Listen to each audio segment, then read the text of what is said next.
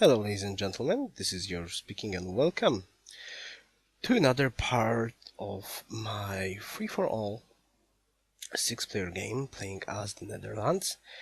I am very sorry that you have to wait so long, but I got sick. I got some bad cold, so I was barely actually speaking.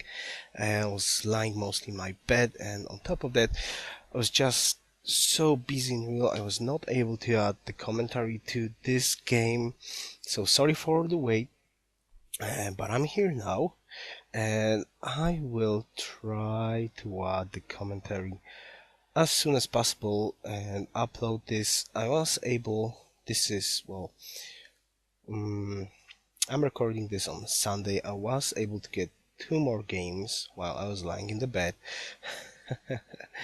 But of course I was not able to add the commentary to them as well because I barely spoke. So those pretty cool games, but I still will have to do. I will have to add commentary before I will be able to upload them. So I hope you will not mind the wait. For me, those games were definitely worth the wait. Hopefully I will get better. I will have a little bit more time and everything will be cool. Now let's get back to this game. What's going on? Yes, right now I remember. I am starting to kill Mr. Prosperous. Yes, sirree. We like that very much. Though I'm still very reluctant. I'm a bit afraid that I will not be able to catch up fast enough, but well, let's hope for the best first. I need to take Heliopolis down, and as you can probably see, Heliopolis is one heck of a tough nut to crack, especially with that citadel in front. As you can probably imagine, uh, I do not want to commit any more production into building units just because that would be such a huge waste of hammers. I mean, like, well, thank you, Sultan. Yes, you stayed in this game and made my life miserable, but still, I have more than enough troops to actually take this city, and I don't care about losing. I don't care about the speed right now. I need to get National College up and running, and I need to get, well, basically, I need everything up and running. Well, Honor Tree, I was just checking out what could I actually use there, because I'm gonna get social policy next turn. Well, it's hard for me to tell what I was thinking actually at the game because I'm recording this quite like 2 weeks after the actual game. But my best bet would be that since everyone else is basically far away from me, the best option right now for me is just to consolidate this win. I mean, take Heliopolis and, to be honest, just stay peaceful and try to catch up and hope for some miracle, for example, a war between other players that will slow them down as much as this early war did slow me down. But well, so the initial plans. No, yours. Don't take honor. Come on. Don't. Yeah, exactly. Aristocracy. There we go. Aristocracy is the way to go.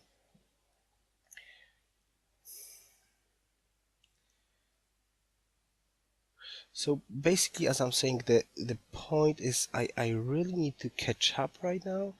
There's no other choice for me. Just get Heliopolis down and try to work as much and as quickly as possible to get economy up and running. Hey, hello, Citadel. I even have to use a general. Well, I probably would not have to use it, but thanks to this, I will be able to get this much faster, and this is my goal. I don't want to waste any more turns than I really have to. on this war. I already took too much turns on this war. I have my economy is basically in a miserable state. There's too much roads. There's too much roads. The land is devastated, and I'm basically on 3 cities right now, which, well, the true point is those are not that great cities. Really, Heliopolis, Memphis, those are not great cities, but, well, I. And another composite down. What? The problem is I don't really have much option right now. I cannot burn them down. I cannot burn them down because I need 4 cities.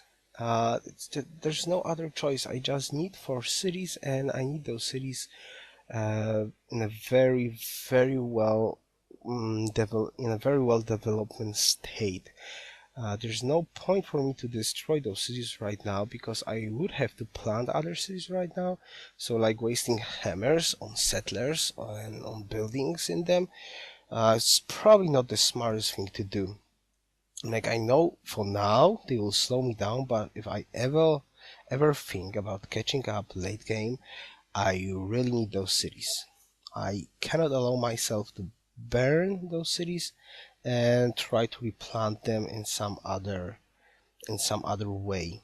The best course of action, in my opinion, is take Heliopolis down and try to, as I said, mm, build as much economy as possible. That's my general idea. That's my general idea. I don't seem to have any other option right now.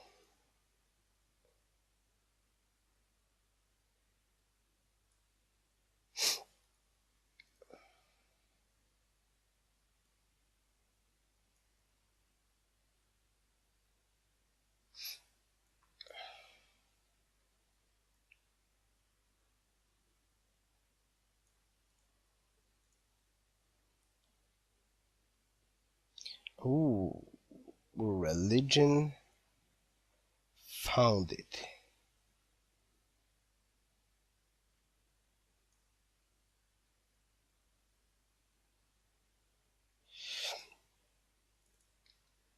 Come on, Heliopolis, please die.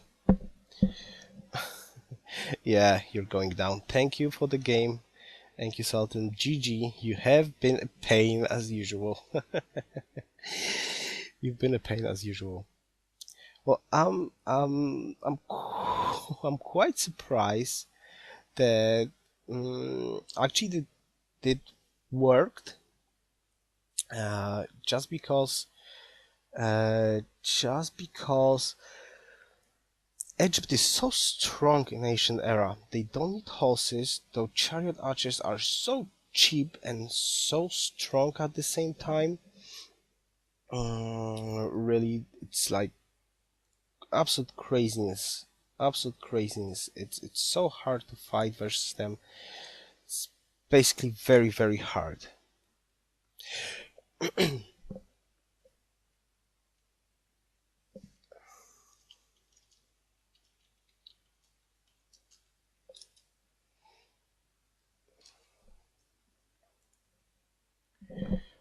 Okay, so now it's time for a long development process. As I said, I'm so far away that my mind right now is set on, yeah, maxim in medieval era already. Yeah, great, awesome. I'm barely reaching guild.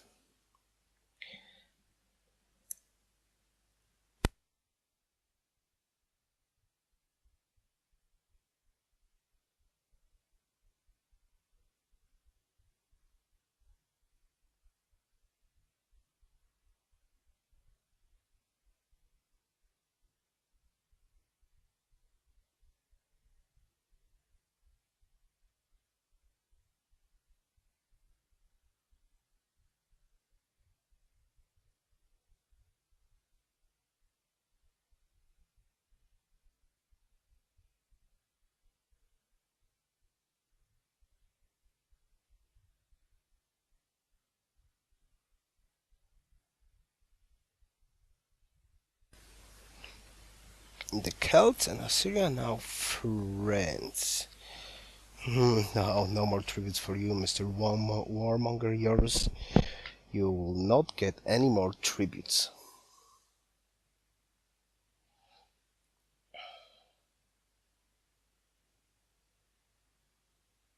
Oh, no, my oracle.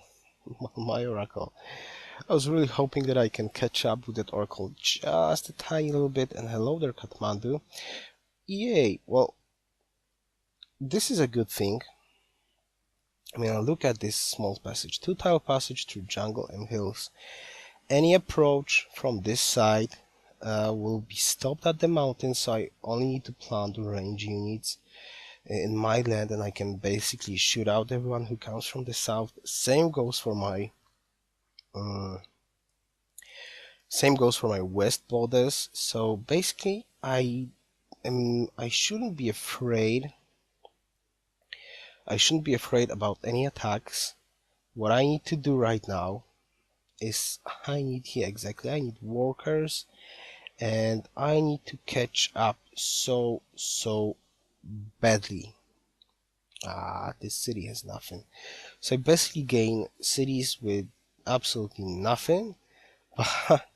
I need to grow them anyways. I really need to grow them and use up all those tiles. I don't think, and I'm pretty sure there were no war between any other players. So basically, I'm absolutely lost at the moment. Yeah, I'm absolutely lost. I have destroyed land, like somebody would just rage over me. I don't have, well, at this point of the game, I believe I just thought like, what? I'm on a lost position. I can basically only go like a glass cannon build. I mean, like glass cannon build. What I mean is, Netherlands. My capital is good for Netherlands because I can make a lot of polders in my capital. So, excuse me for a second.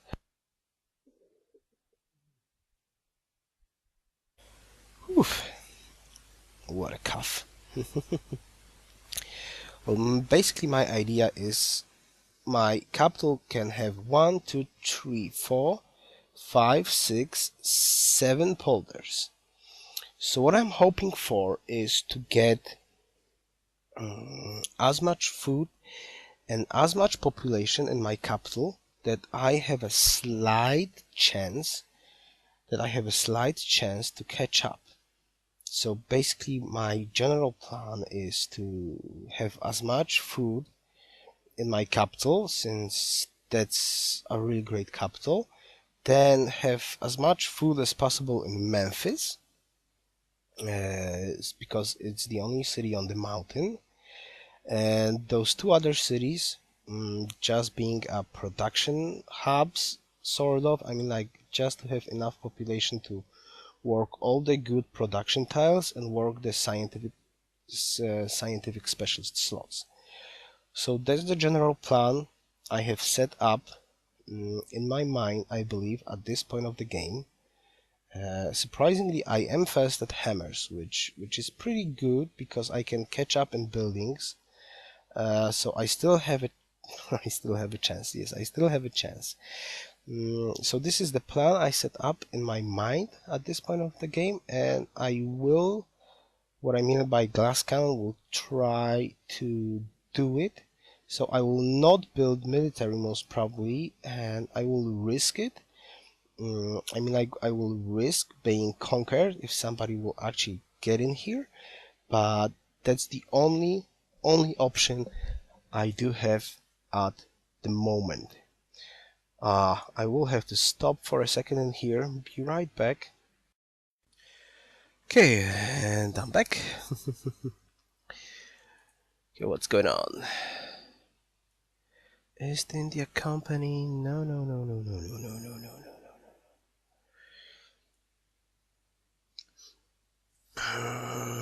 What do we need now?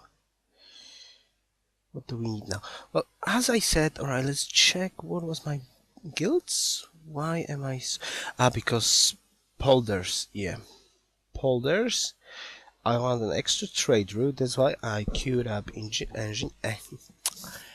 that's why I queue up engineering.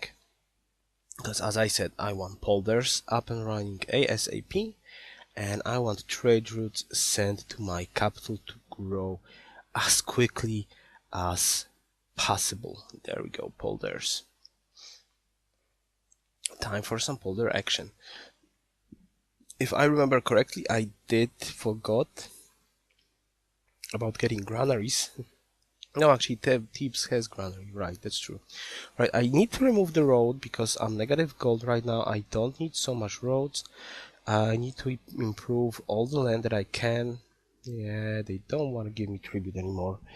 I really don't know why. You don't see I need money? Come on. We need money and we need a lot of them.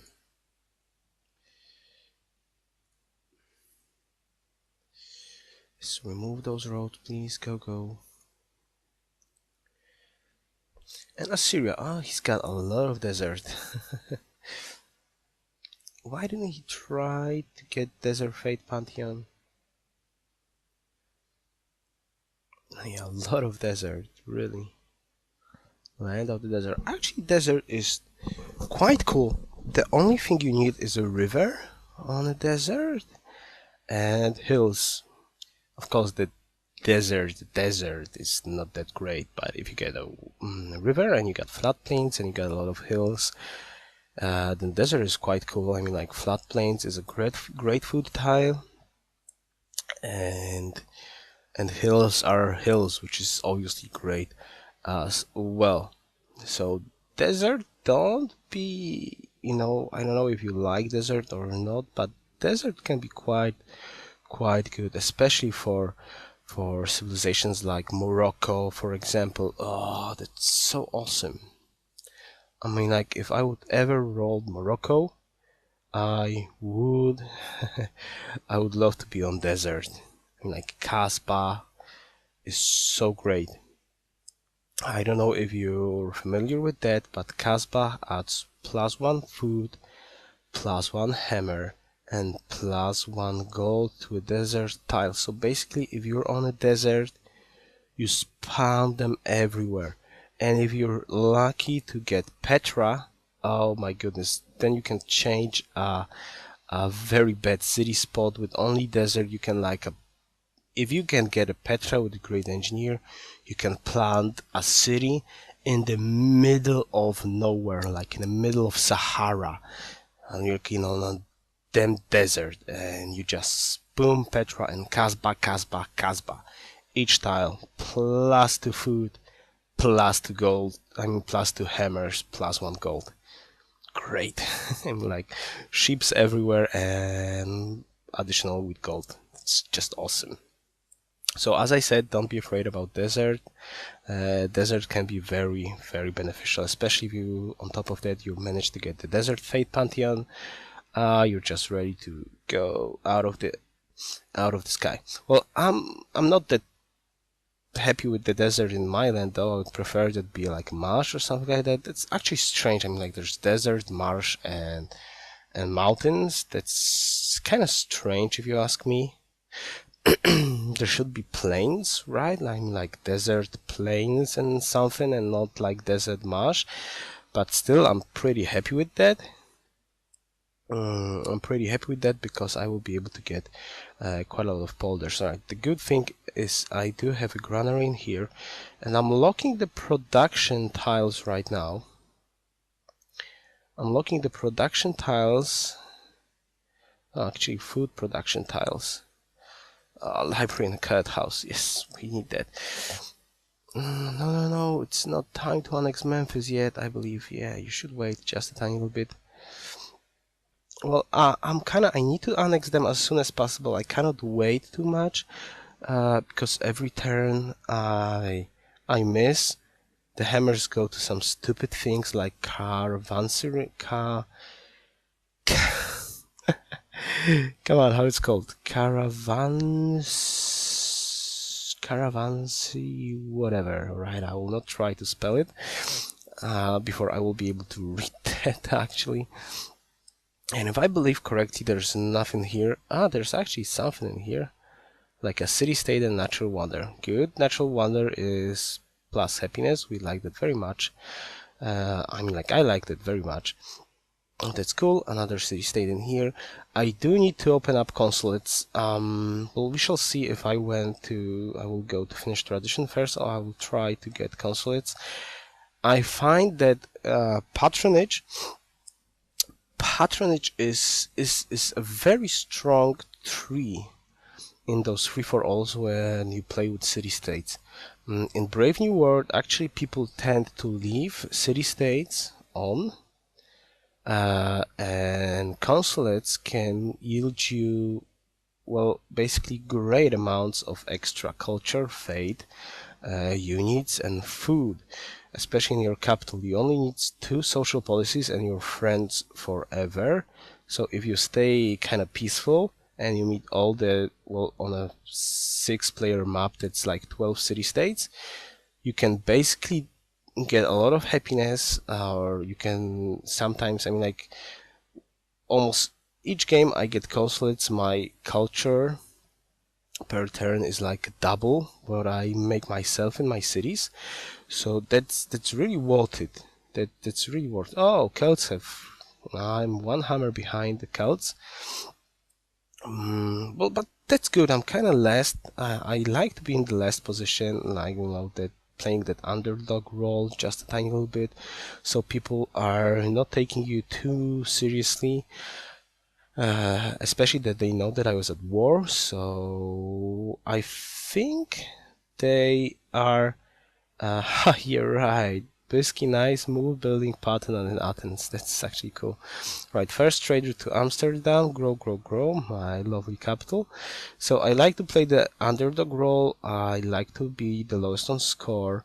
Well, it's hard to fool out demographics if you have a really good tech rate, or you have a really good production. So I don't do that, obviously. If I'm first in production, well, then okay, then I'm first in production. I cannot do much about it. I'm like slowing down the production with most of the times to be like being second. Well, I could micro to be second, but then the question still remains, how much is like 1 hammer, 2 hammers, or 10 hammers? Well, then 10 hammers is like this, 3 hammers, that's great. I can stay second at production with that, but it would be like 5, 10, I mean, like 15, 20 hammers. That would just be a waste, right? So that would be just a waste. So there's no point hiding you through hammers if you are going to lose 15 hammers on a course of 100 turns. That's 150 hammers. So that's at least a wonder build, quite a lot of building. So it's not really worth it to do it, to mislead people that much. Like, if you want to do it, of course, good, but science-wise, it's much more easy to look like you're behind, because you can tag the high-cost technologies and you can leave out the low-cost technologies for later on. So basically, you look like you're behind in tech when you're actually leading the technology. So that's much more easier.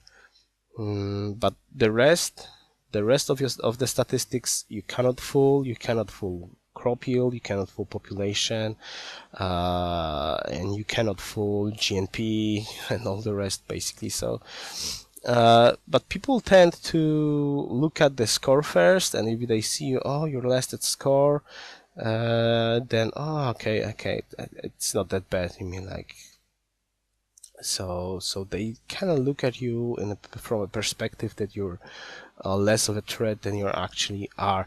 Of course, that don't work for all people, because a lot of good players do that themselves, so they know what to expect from others. So, for example, they stack up great scientists, and they look like they are weak at science, and they are like last at science at turn, I know, 150 or 160, and suddenly they boom, burn all the great scientists, and they have research labs and infantry, and are just going to get at you, and then they burn 2 more, they get information era and stuff like that. That's usual, the usual things that people tend to do, but you got to be prepared for that as well. What I think I get off from the topic I was actually talking about. Right, another trade route to my capital. There we go. That actually did not help me that much. Still 4 turns. Yeah, another caravan. Can you please? I don't have the right. I still want to have hammers so I can catch up in buildings, and the next population I will just go on polders. Yeah, same goes for here. A cat house will help my happiness problems just a tiny little bit. Nothing too special, but just a tiny little bit. Oh, yes, I know what I wanted to talk about. I want to talk about wonders still. Basically about the score. Wonders and new cities is a great portion of the score. So sometimes if you're really weak and you get a lot of wonders, you look like you're strong, and that's not good sometimes, because people kind of see you as a threat, and while you're actually much weaker than you look like. So you have to be very careful about that. I mean, like, it's not that you have to, like, skip a wonder that you really like just to look weak. I'm just saying that about reading the score and demographics. That's a huge source of information.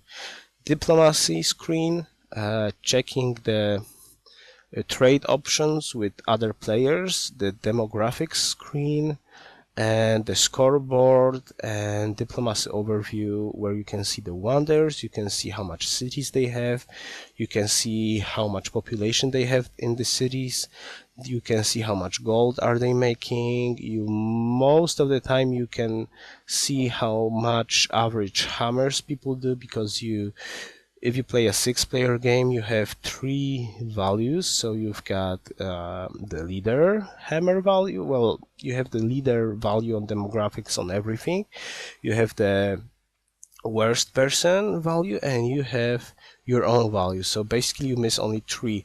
So if you would really like to have a good view at that, you can even like use a counting machine or something like that and write it down, like add those numbers, divide by 6, then you can basically know how players are basically standing with production and all the other statistics. I obviously don't do that, but you have a general view when you check those screens. Then goes for the gold. So basically, if you're approaching a crucial technology,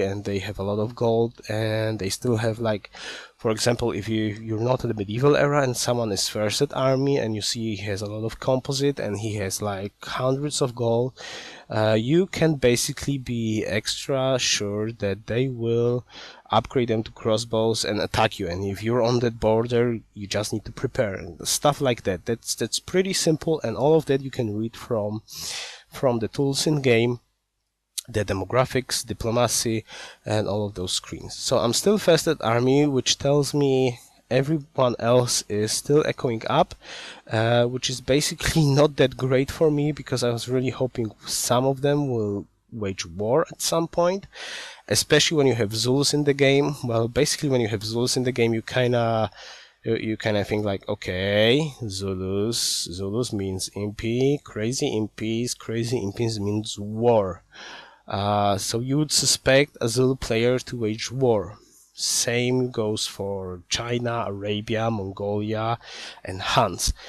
The true problem is a lot of players, which even for me, I tend to use those special units, because those are crazy special units, military units. They are almost well, if you use them correctly and you have the same production and you don't make mistakes, they are so tremendously hard to counter.